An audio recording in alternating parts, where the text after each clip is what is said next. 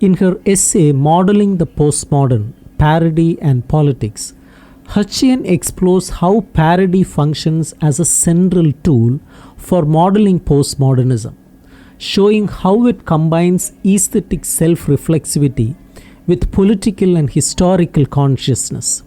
She's by emphasizing that postmodern art across forms like literature, architecture, video, and film is deeply rooted in history, yet constantly aware of its own processes.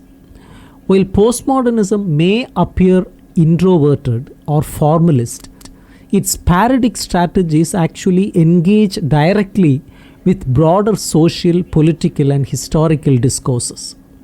She identifies architecture as a particularly clear example of postmodern aesthetics. Drawing on the works of theorists like Charles Jenks and Pogazzi, she notes that postmodern architecture revives and reinterprets historical styles not nostalgically but critically, combining irony with a strong awareness of the ideological context in which buildings are made and experienced.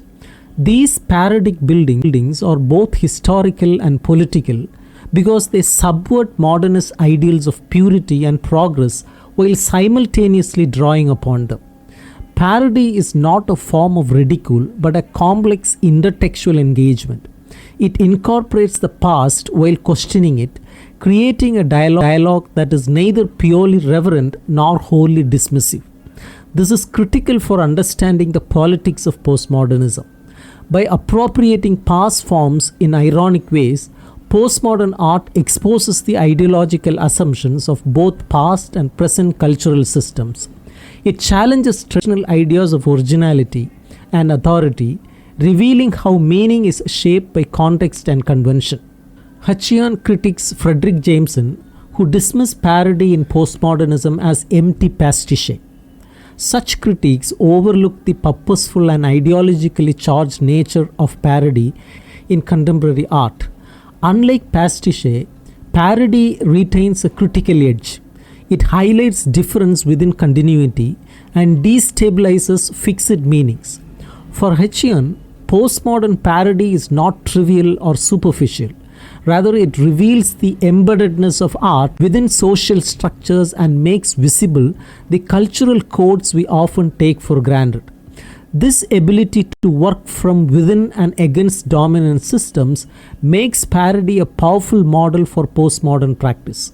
It creates a space where artists can both participate in and critique the discourses they inhabit.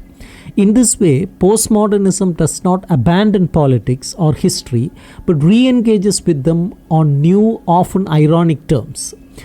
She also emphasizes how postmodern parody has been taken up by marginalized voices, feminist, queer, post-colonial, and ethnic artists as a way to critique dominant narratives while still using their forms.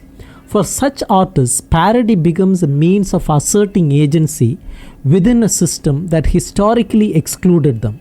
By subverting established genres and styles, these artists challenge the assumptions of predominantly white, male, and Eurocentric cultural canon.